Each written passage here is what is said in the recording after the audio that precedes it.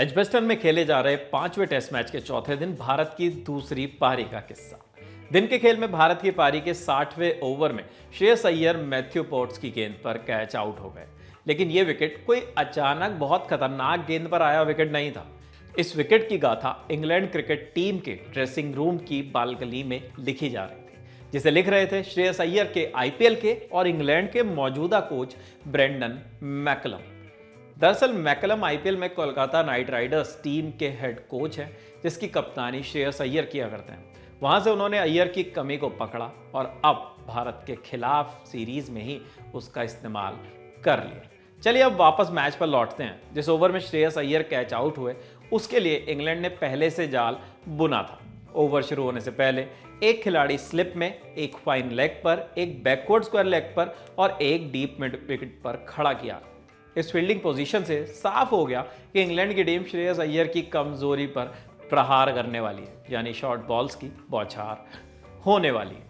दरअसल ये पूरी कहानी वैसे तो मैच से पहले या भारत की बैटिंग से पहले इंग्लैंड के ड्रेसिंग रूम में डिस्कस जरूर हुई होगी, लेकिन पारी के 56वें ओवर में कोच ब्रेंडन मैकलम ने अपने गेंदबाजों को बालकनी से कुछ इशारा किया और कहा कि वो रिब्स की हाइट पर श्रेयस को गेंदबाजी करें। यही वो जगह है जो श्रेयस का कमजोर जोन मानी जाती है। बस 56वें ओवर की ये सलाह 60वें ओवर में फील्डिंग बदलते ही काम कर गई। मैथ्यू पोर्ट्स ने श्रेयस को गेंद फेंकी। 3 खिलाड़ी शॉर्ट गेंद पर कैच लपकने के लिए उसके हिसाब से फील्डिंग पोजीशन में लगाए गए। पोर्ट्स ने शॉर्ट बॉल डाली। श्रेयस ने नजर हटाकर इस शॉट को खेला और गेंद आसानी से मिड विकेट में खड़े फील्डर के हाथों में चली गई। इस शॉट के साथ ही श्रेयस की 26 गेंदों में 3 चौके और 19 रन वाली पारी समाप्त हो गई। श्रेयस अय्यर को इससे पहले पहली पारी में भी इंग्लैंड के गेंदबाजों ने ऐसे ही जाल में फंसाया था, जब एंडरसन की शॉर्ट बॉल पर अय्यर ने बिलिंग्स को कैच थमाकर वापसी का रास्ता पकड़ा था। इससे यह भी साफ हो गया है कि इंग्लैंड की टीम श्रेयस अय्यर को लेकर अच्छी तरह से होमवर्क कर ही मैदान पर उतरी थी, क्योंकि दोनों पारियों में उन्होंने जिस तरह से श्रेयस को आउट किया ये बात बताती है।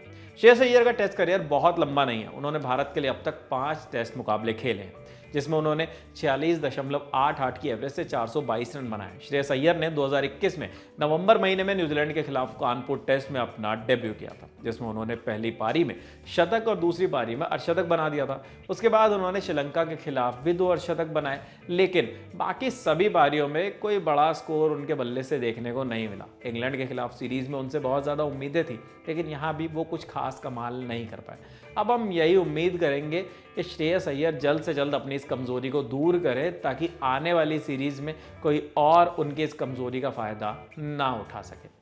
अगर आपको ऐसे ही और इंटरेस्टिंग वीडियोस और स्टोरीज चाहिए तो हमारे चैनल ललन टॉप स्पोर्ट्स को झट से सब्सक्राइब कीजिए, क्योंकि वहां पर आपको किस्से, कहानी, इंटरव्यूज और भी ढेर सारी चीज़ें मिलती हैं।